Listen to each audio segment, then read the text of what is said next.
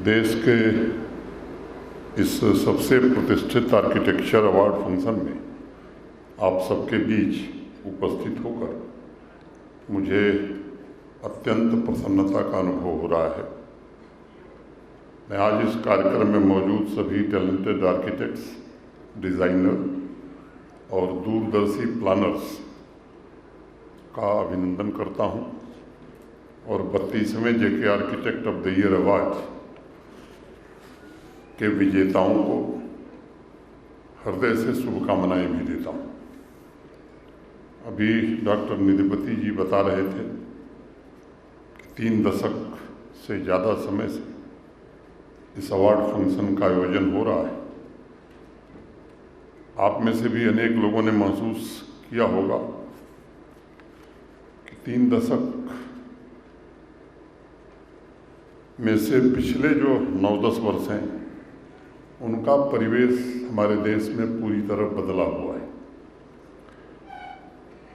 मुझे विश्वास है कि इस अवार्ड की यात्रा में भी बहुत से साथियों ने उन वर्षों में इंफ्रास्ट्रक्चर प्लानिंग, उसकी डिज़ाइनिंग, टाउन प्लानिंग और उससे जुड़ी innovative design, dream home for quality living को साक्षात रूप से देखा भी होगा और उन लोगों को सम्मानित भी किया होगा जिन्होंने इस बदलाव एवं राष्ट्र निर्माण में बढ़ चढ़ करके अपनी भूमिका का निर्वहन किया है। मैं उन सभी को हृदय से कृतज्ञता ज्ञापित करता हूँ जिन्होंने अपने हुनर से, अपनी कला से, अपने विजन से और विज्ञान से आत्मनिर्भर और आकांक्षी भारत के नींव को मजबूत करने में योगदान दिया है। सामान्य तौर पर कभी अतीत को भविष्य के सपने पर मैं इस राय का हूँ और हावी हो सपना ये कभी मैं पसंद भी नहीं करता हूँ, लेकिन विचार करेंगे आप तो कभी कभी दुख होता है। और जब मैं देखता हूँ कि किस प्रकार अनेक चीज़ों का सृजन करने में अग्रणी रहा हमारा भारत, अपने ही अतीत से दूर भागता है, उससे बचना चाहता है। ये सच है कि अतीत में जीना नहीं है हमको, लेकिन अतीत से सीखकर, अतीत से कुछ सूत्रों को ग्रहण करके हम बेहतर वर्तमान और भविष्य का निर्माण कर सकते हैं। आप में से अनेक लोगों ने भगवान विश्वकर्मा का नाम जरूर सुना होगा।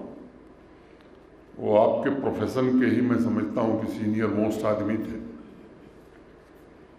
लेकिन आज अगर आर्किटेक्चर का वैश्विक इतिहास हम पढ़ते हैं तो उसमें भगवान विश्वकर्मा का कहीं जिक्र नहीं मिलता है। वैश्विक इतिहास कहता है कि शब्द और कला का ओरिजिन ग्रीक में हुआ और बाद में 15वीं शताब्दी में यूरोपियन आर्किटेक्ट ने इसे प्रोफेशनल स्वरूप दिया। स्वाभाविक रूप से मेरे जैसे व्यक्ति के मन में सवाल ये उठना स्वाभाविक है कि फिर विश्वकर्मा कौन थे जिनका जिक्र करते हुए महाभारत में लिखा गया है कि वह सभी कलाओं के स्वामी और सबसे प्रतिष्ठित निर्माता थे और जिनकी पूजा देवता भी करते थे। ऋग्वेद में हमारे यहाँ कहा गया है कि बिल्डिंग बनाने वाला विश्वकर्मा का ही स्वरूप है और उसकी जो क्रिएटिव पावर है वह धरती और स्वर्ग की शक्ति के संयोजन से बनी है। या फिर अगर कौटिल्य के अर्थशास्त्र की मैं बात करूं, जिसमें ग्रीक या यूरोप के किसी आर्किटेक्ट से पहले उन्होंने अर्बनाइजेशन और शहरों के डिज़ाइन के बारे में बड़ी विस्तार से चर्चा की। वेद, उपनिषद तथा अनेक ऐसे ग्रंथ भारतीय वास्तुशास्त्र, शिल्प शास्त्र, स्थापत्य कला से हमारे भरे हुए हैं। अब जरा सोचने की ज़रूरत है कि आपके पास खजाना भरा हुआ है, लेकिन हम में से बहुतों को इसका एहसास नहीं है। इसलिए आज इस अवार्ड फंक्शन में मैं आप सभी टैलेंटेड आर्किटेक्ट से निवेदन करना चाहता हूं कि अतीत में जीने की जरूरत नहीं है। मैं मानता हूं कि आज की आवश्यकताएं अलग हैं, लेकिन अपने हुनर, अपनी कला से लोगों को क्वालिटी लाइफ प्रोवाइड करते हुए कम से कम एक जो मानसिकता देश में फैली हुई है, जिसे हम गुलामी की मानसिकता कहते हैं, उसे दूर करने के प्रयत्न में आपको भी योगदान देना चाहिए, मेरा आपसे आग्रह होगा। आम जन के भीतर, देश के आम आदमी के मन में गर्व की भावना पैदा हो।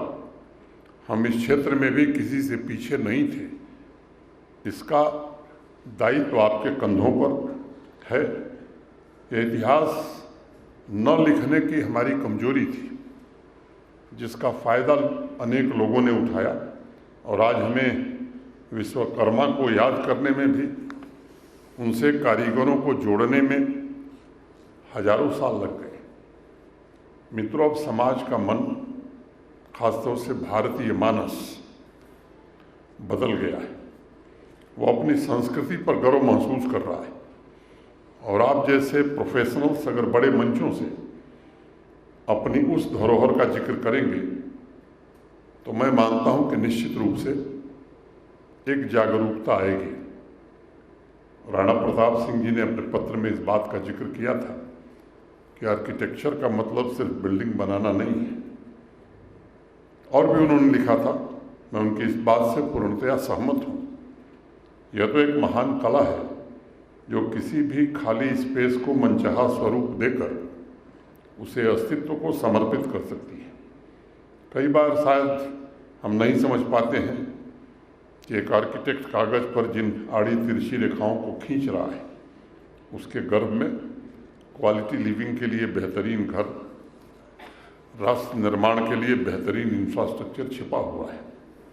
एक पुरानी कहावत है कि मकान की नींव के बाद मजबूती के लिए दरवाजे के आर्क को देखिए, और इसलिए आर्किटेक्ट समाज का वह सशक्त स्तंभ है जिसके कंधों पर आम जनजीवन की आवश्यकता की पूर्ति से लेकर देश के विकास के लिए आवश्यक और बेहतर इंफ्रास्ट्रक्चर बनाने का दारोमदार है। अभी भारत के सम्माननीय प्रधानमंत्री श्रीमान नरेंद्र मोदी जी ने मुंबई में जिस अटल सेतु का उद्घाटन किया, वह भी आप सबकी कला साधना का ही प्रमाण है। यहाँ जम्मू कश्मीर में चिनाब पर दुनिया का जो सबसे ऊंचा रेलवे ब्रिज बना है, वह भी आर्किटेक्चर और इंजीनियरिंग के मिले जुले प्रयासों का एक सर्वश्रेष्ठ प्रतीक है। देश में आज 100 स्मार्ट सिटी के काम चल रहे हैं। जिस प्रकार का urban space, green space, pedestrian space, green homes का निर्माण हो रहा है, मॉडर्न टेक्नोलॉजी तथा कला के फ्यूजन से जिस प्रकार सस्टेनेबल लिविंग को प्रमोट किया जा रहा है, उसका श्रेय भी मैं आप सबको मतलब आर्किटेक्ट और उनकी पूरी प्रोफेशनल कम्युनिटी को देना चाहूँगा। आप में से कुछ लोग शायद हाल में श्रीनगर गए होंगे, वहाँ भी अर्बन ट्रांसफॉर्मेशन पर कुछ काम हुआ है। उसकी तारीफ और उसकी कॉपी कई जगह लोगों ने शुरू किया है। जम्मू में भी कुछ काम प्रारंभ हुआ है। अभी जम्मू के ही रहने वाले एक आर्किटेक्ट को यहाँ सम्मानित किया गया। उनसे मैं निवेदन करना चाहता हूँ, काफ़ी काम किया आपने दिल्ली और देश में, थोड़ा आके जम्मू में भी काम करिए। मैं आपको दावत देना चाहता हूँ। मुझे उम्मीद है कि आने वाले भविष्य में आप जैसे प्रोफेशनल आर्किटेक्ट्स अर्बन रिवाइवल में महत्वपूर्ण योगदान देंगे। मुझे याद है, प्राचीन ग्रंथों में ही एक आर्किटेक्ट की छोटी सी कहानी है। उस कहानी को मैंने कभी पढ़ा। उस जमाने में पैदल या घोड़े से लोग यात्रा किया करते थे। वह किसी ग्रुप के साथ जा रहा था, लेकिन एक नदी पार करते हुए वो रुक गया। न जाने नदी और उसके आसपास के खाली जगहों में उसे क्या दिखाई पड़ा कि वो आगे की यात्रा ही भूल गया। आसपास के गांव वालों की मदद से जंगल की लकड़ियां और पहाड़ के सुंदर पत्थर उसने 5 वर्ष के भीतर नया शहर निर्मित कर दिया। लोग हैरान थे, उसे खाली जगह में क्या दिखाई पड़ा जो और लोग नहीं देख सके। मैं मानता हूँ कि वह तत्व सृजन का तत्व है, और सृजन की उस परंपरा के उत्तराधिकारी होने के नाते आप सभी का दायित्व है कि विकसित भारत की यात्रा में नए इंफ्रास्ट्रक्चर निर्मित करके आप अपना योगदान दें। आज टेक्नोलॉजी और इनोवेशन ने आपको काफ़ी सहूलियत प्रदान की है। घरों या अन्य इंफ्रास्ट्रक्चर को निर्मित करते हुए किस प्रकार उसे, अभी जब मैं देख रहा था तो नेचुरल लाइट, सोलर पावर का माध्यम, अनेक चीज़ें आप कर रहे हैं। हम उसे एक नई दिशा दे सकते हैं। मैं एक आंकड़ा देख रहा था, सामान्य तौर पर अभी हमारे देश में पर कैपिटा ग्लास कंजम्पशन करीब 2 किलोग्राम है, और उम्मीद किया जा रहा है कि आने वाले 2 वर्षों में पर कैपिटा कंजम्पशन 3 से 4 किलोग्राम हो जाएगा। ग्लास कंजम्पशन ने सोलर विंडो पैनल के इनोवेशन को एक नया कमर्शियल मार्केट भी प्रदान किया है। एनर्जी तथा कंस्ट्रक्शन इंडस्ट्री में एक नए प्रकार की क्रांति भी आई। किस प्रकार ज़्यादा से ज़्यादा ग्लास विंडो में ट्रांसपेरेंट सोलर पैनल का उपयोग किया जा सकता है, उस पर आप अपने डिज़ाइन से एक नई शुरुआत कर सकते हैं। और एक अनुमान है कि लगभग 30% बिजली की डिमांड ग्लास विंडो से पूरी की जा सकती है। आर्टिफिशियल इंटेलिजेंस और इंडस्ट्री 4.0 के रिवोल्यूशन की अनेक अन्य टेक्नोलॉजी ने इनोवेटिव डिज़ाइन के प्रयासों को और सशक्त बनाया है।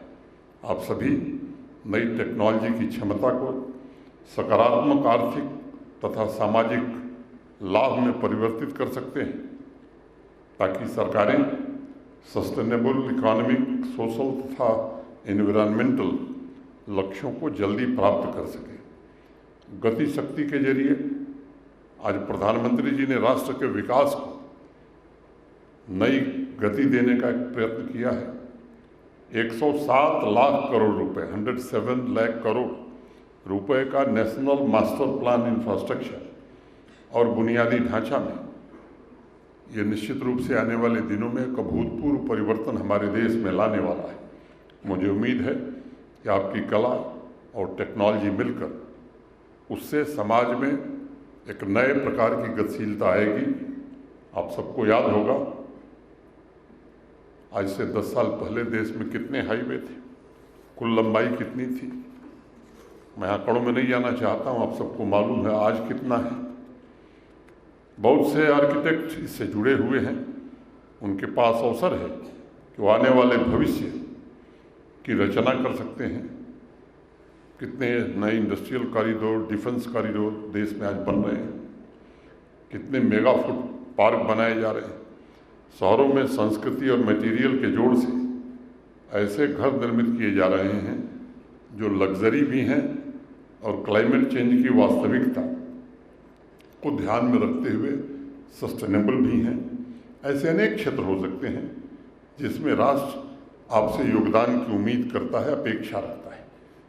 मुझे यकीन है कि आप अपनी सृजन शक्ति और इनोवेटिव क्षमता से इस पुनीत कार्य में बहुत ही महत्वपूर्ण योगदान देंगे। मैं एक बार पुनः जेके सीमेंट का हृदय से आभार व्यक्त करना चाहता हूं, जिन्होंने आर्किटेक्चर की परंपरा की अतुलनीय सेवा की है। और ये कोई सामान्य काम नहीं है, किसी काम को लगातार 30 साल से ज़्यादा समय तक करना। निश्चित रूप से जिसके पास संकल्प होता है वही ये काम कर सकता है। मैं एक बार सभी अवार्ड विनर्स को हृदय से बधाई देता हूं, और आप सब यहाँ आए, जम्मू कश्मीर प्रशासन की ओर से जो साथी बाहर से आए हैं उनका स्वागत करते हुए अपनी बात मैं यहीं पूरी करता हूँ। धन्यवाद। जय हिंद।